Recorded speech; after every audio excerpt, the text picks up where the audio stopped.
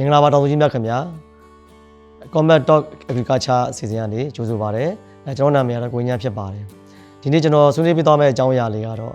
မြေစီလွာဘာကြောင့်ချင်ရခြင်းဆိုတဲ့အကြောင်းအရာလေးကိုဆွေးနွေးပေးသွားမှာဖြစ်ပါတယ်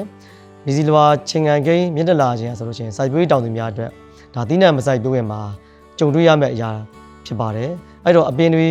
ကြီးထွားမှုနှိပ်ကွေးပြီးတော့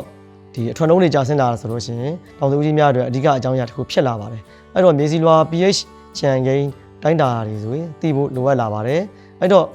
မြေစီလွာမှာဆိုရှင်ကျွန်တော် pH 7ဆိုလို့ရှိရင်ဒါ neutral ပေါ့နော်ဒါကတော့သီးနှံပင်အားလုံးစိုက်ပျိုးလို့ရတဲ့မြေအမျိုးအစား pH level ဖြစ်ပါတယ်နောက်တစ်ခုကဆိုလို့ရှိရင်ဒါ pH 7အောက်ပေါ့နော် pH 7အောက်ဆိုလို့ရှိရင်မြေချင်ပါတယ်အားအောင်မှာကျွန်တော်တို့ကဒီမြေချင်ချင်း 5.5 အောက်ကိုရောက်သွားမယ်ဆိုလို့ရှိရင်တော့ဒါပိုးပြီးတော့မြေစီလွာတွေချင်လာပြီးတော့အပင်အတွက်ဒါအန်တီရယ်များတဲ့အချိန်တစ်ခုဖြစ်ပါတယ်ပေါ့နော်အဲ့တော့မြေရှင်ရခြင်းရဲ့အကြောင်းတရားတွေကဘာတွေလဲဆိုလို့ရှိရင်ဒါကျွန်တော်တို့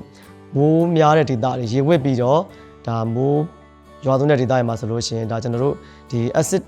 ဓာတ်တွေဖြစ်တဲ့ခါမှာတော့ calcium နဲ့ magnesium တွေဒါကျွန်တော်တို့ရေနဲ့အတူမျောပါသွားပြီးတော့ပြချင်ပါတယ်နောက်တစ်ချက်ကတော့ကျွန်တော်တို့ယူရီးယားမြေဩဇာတွေပေါ့နော်ဒါအလွန်ကျွံပေါ့အလွန်ကျွံသုံးစွဲမိဆိုရင်လည်းဖြစ်တတ်ပါတယ်နောက်တစ်ချက်ကဆိုလို့ရှိရင်ဒါကျွန်တော်တို့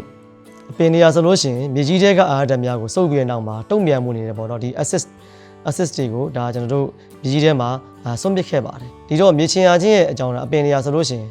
ဒီ phosphate ပေါ့နော် phosphate ဓာတ်ကိုကောင်းကောင်းစုပ်မှုနိုင်တော့ပါဘူးဥမာအပြည့်ပြောရမယ်ဆိုရင်တော့ကျွန်တော်စဘာသီးနှံတို့အပင်မျိုးတွေမှာပေါ့နော်ကျွန်တော်တို့စဘာသီးနှံမှာကျွန်တော်တို့ 9.5 ကနေဒါ 6.5 ဆိုလို့ရှိရင်ဒါစဘာပင်ကအကောင်းဆုံးရှင်သန်ဖြစ်ထွန်းပါတယ်ဒီလိုမှမဟုတ်ဘဲနဲ့ကျွန်တော်တို့မြေချင်တက်ကဒီအရန်ချင်လာမယ်ဆိုလို့ရှိရင်ဒါအပင်အတွက်အန်ဒီများပါတယ်ပေါ့နော်အဲ့ဒီအခါမှာကျွန်တော်တို့မြေကြီးထဲမှာဒီစဘာပင်ဆိုရင် phosphate ဓာတ်တွေရှိနေပေမဲ့လည်းဒီကျွန်တော်တို့ဒီ acid ဓာတ်ချုပ်ဝတ်ထားကြမှာလို့စဘာပင်ကကောင်းကောင်းမစုပ်နိုင်ပါဘူးနောက်စဘာပင်ဆိုလို့ရှိရင်ဒါအပင်ပုမယ်ပင်မွားတွေမရှိဘူးနောက်ကျွန်တော်တို့ပင်မောအားတွေနေသွားတာတွေကိုတွေ့မြင်မှာဖြစ်ပါတယ်။နောက်ချက်ကဆိုလို့ရှိရင်ဒါမြေချင်တဲ့လက်ကွင်းတွေထဲမှာဒီတန်တက်တွေအလွန်ကျွံများလာပြီဆိုရင်လည်းကျွန်တော်စဘာရွက်တွေပေါ်မှာအညိုရောင်ဆက်ပြောက်တွေဖြစ်လာပြီးတော့နောက်ဆုံးစဘာပင်အရွက်တွေလောင်ကျွမ်းသွားတာတွေကိုဖြစ်စေပါတယ်။နောက်လူမီနီယံဓာတ်တွေကြောင့်ဒီအမြင့်တွေရပါတော့ဒါဒီတိုးဝင်သွားပြီးတော့အစာမရရှိနိုင်တော့မဲနဲ့ဒီအပင်ကအဝါအောင်တန်းပြီးတော့ကျွန်တော်တို့ဒါကြီးထွားမှုရပ်တန့်သွားတာတွေဖြစ်ပါတယ်ဒါတော့အမြင့်တွေပျက်စီးသွားတာပေါ့နော်အဲ့တော့မြေချင်မှုကိုကုသရန်အကောင်းဆုံးနည်းလမ်းပါတယ်ဆိုတော့ကျွန်တော်တို့ထုံးပေါ့နော်ထုံးတဲ့ခြင်းပဲဖြစ်ပါတယ်အဲ့တော့ထုံးတဲ့ပြီးတဲ့အခါမှာကျွန်တော်တို့ဒီစိုက်ပျိုးရေးထုံးဒါမှမဟုတ်လို့ရှိရင်